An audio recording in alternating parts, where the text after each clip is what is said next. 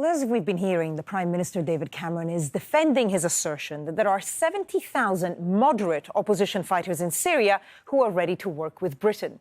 Mr. Cameron is mainly referring to members of the Free Syrian Army who control territory encompassing Idlib in the northeast, as well as near Homs and around Deraa in the south.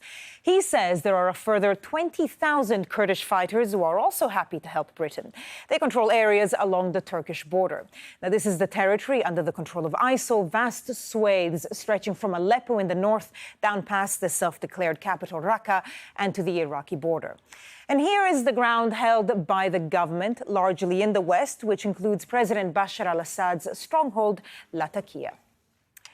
Well, Michael Stevens is a research fellow for Middle East Studies with the Royal United Services Institute for Defence and Security Studies, or RUSI, as it's commonly known. He joins us now in the studio. Thank you so much for joining us here on Al Jazeera. Now, this claim that there's 70,000 allies, moderate is the word that the Prime Minister has used, on the ground to effectively do the rest of the work that would help with the airstrikes. What do you make of that assertion? Is it true? Is it overstretched? Well, numerically, there might be 70,000 people on the ground that are considered moderate. By that, I think the government means fighting against Bashar al-Assad and also looking to fight against ISIS and al-Qaeda. The problem is this. The Prime Minister didn't really explain how those 70,000 rebels are constituted, which is that actually in some areas, particularly around Idlib and Aleppo, they're in alliance with more powerful organisations like Jabhat al-Nusra. There's no chance that they could fight against al-Qaeda in that area. They would lose. And so, yes, there may be 10, 15,000 rebels around there. There are also 15,000 rebels in Damascus, but they don't constitute an army which could multiply launch offensives across numerous front lines at the same time, like perhaps the Prime Minister was saying. So actually, he didn't really qualify the figure. So do you think that that would then make the airstrikes, assuming that he gets the vote, useless? Well, no, the airstrikes are there to target ISIS, not Bashar al-Assad. So one of the problems is here, of course, is that the Prime Minister is trying to say, if we use airstrikes against ISIS, that's a workable strategy. But at the same time, we've got to get a political agreement with Assad and these opposition groups going at the same time. So the way that he's tried to sell these airstrikes is to say, by targeting ISIS, we're making the situation easier for a lot of these rebel groups. The problem is a lot of these rebel groups are fighting against Bashar al-Assad and the Russian Air Force. Certainly a very complicated situation, and also the key word there is the Prime Minister used moderate, because there are other groups that the West doesn't recognise. You mentioned the al-Nusra Front. They have self-proclaimed open links to al-Qaeda. And yet what I found interesting a few weeks ago, General Petraeus, who used to oversee the coalition in Iraq, NATO forces in Iraq, even he ventured the idea that maybe the West would come to a point where they would have to liaise with some of these groups, the sort of lesser of the evils, if you will, from their point of view. What do you make of that? And crucially, are you hearing anything along those lines in military circles here? Sure. Well, at the moment, a proposed alliance with Jabhat al-Nusra is not on the cards. It's very clear that there are... Not even that group specifically, but some of the others considered... There are other more moderate groups that people are looking at. I mean, Ahrar al-Sham is in this sort of grey zone where they're not quite al-Qaeda, but they're also not quite moderate.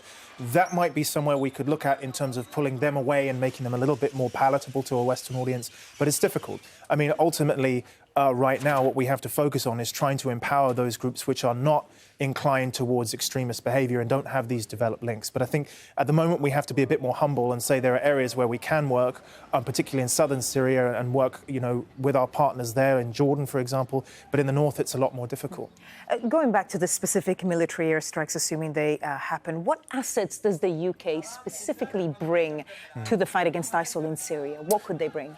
Well, right now, what the UK has is 8 Tornado GR4s, which were operating mostly over Iraq, but actually have already been in Syria. They're providing reconnaissance, intelligence and surveillance missions. So actually, we're already flying over Syria, and we're doing it quite extensively and providing targeting information and data uplink information. We're just not dropping weapons. So what that vote would allow those tornadoes to do is to drop weapons.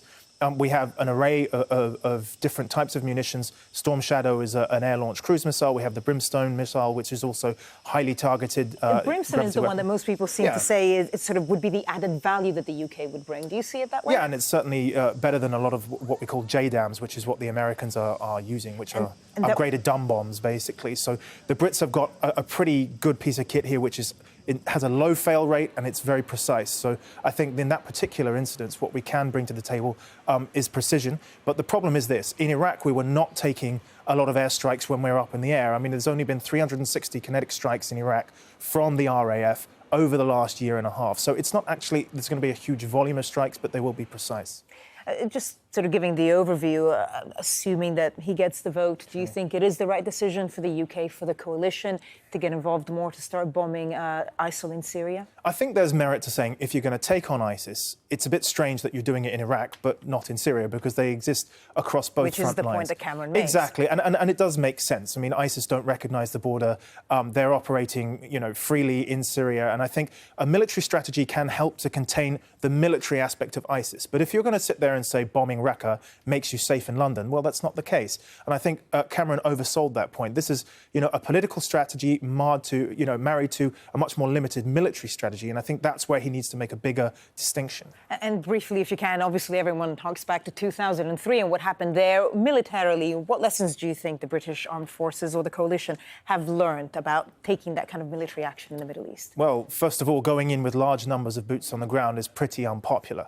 And look, at this point in time, the British are not looking at going in to stabilise on the ground areas of Iraq and Syria where they're really not welcome. I think what the coalition in general is looking for are people on the ground. So the Kurds obviously were the easiest partners to deal with, but then there's the Iraqi government, which is kind of struggling in Anbar province. But the big problem is in Syria, who are we going to partner with on the ground? And that's the issue, and that's what's leading to the problem, is that Britain doesn't want to go in on the ground in Syria. It knows that it would be rejected by the local population. So this is leading to the conundrum we have. Michael Stevens from RUSI, I'm sure we'll be talking about this issue again. Thank you so much for you. sharing your views with us.